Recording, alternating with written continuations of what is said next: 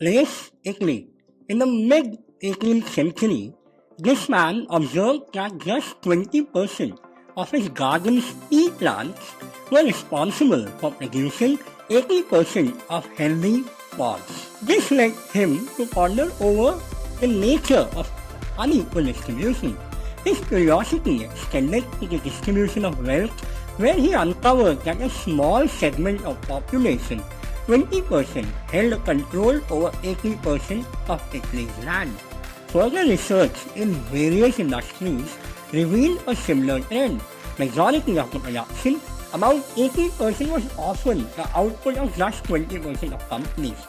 This led to the formulation of a principle that suggested a majority of outcomes, or 80%, typically arise from a smaller portion of efforts, approximately 20%.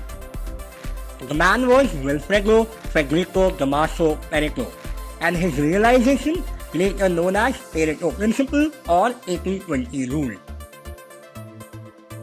Hello and welcome to another episode of Mastering Mental Models. I'm your host Saurabh, and in today's episode, we will uncover our first mental model called the Pareto Principle.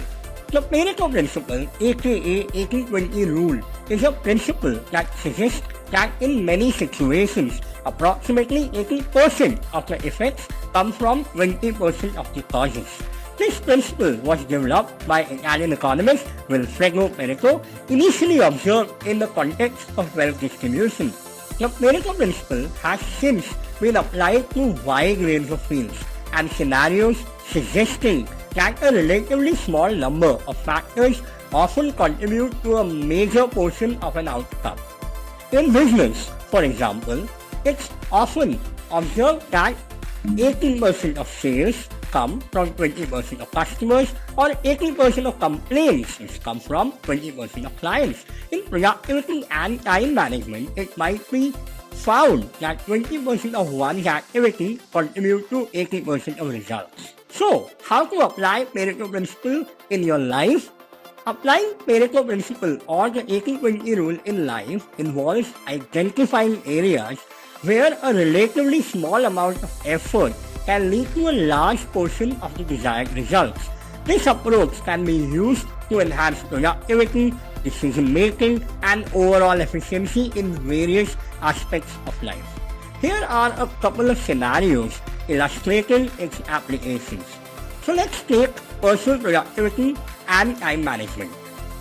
Suppose you have a list of tasks or goals, personal or professional, that you want to accomplish. Application: first, analyze which of these tasks yield the most significant results.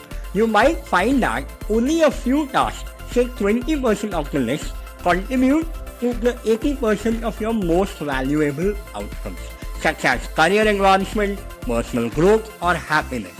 Focus on these high-impact tasks and prioritize them. For instance, if you are a writer, you might find that certain types of writing or particular projects generate most of your income or satisfaction. By focusing more on these tasks, you can increase your overall productivity and success. Now, let's apply the same Pareto Principle on financial management. Consider your personal finances, including income sources and expenses. So how to apply? Analyze where most of your income comes from.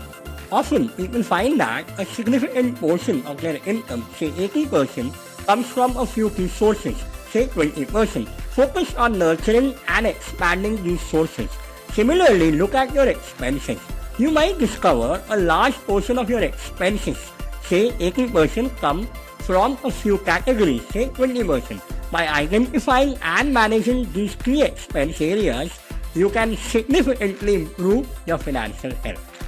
With that, we conclude Pareto Principle and today's episode. I'm sure with this newfound knowledge in your armory, you'll be better at recognizing the potential imbalance between inputs and outputs, efforts and results, and the impact of focusing on the most productive or significant areas for maximum efficiency and effectiveness. Don't forget to subscribe and hit the bell icon to stay updated on our journey through mental models. Thank you for watching and see you in our next episode where we will dive into another intriguing mental model.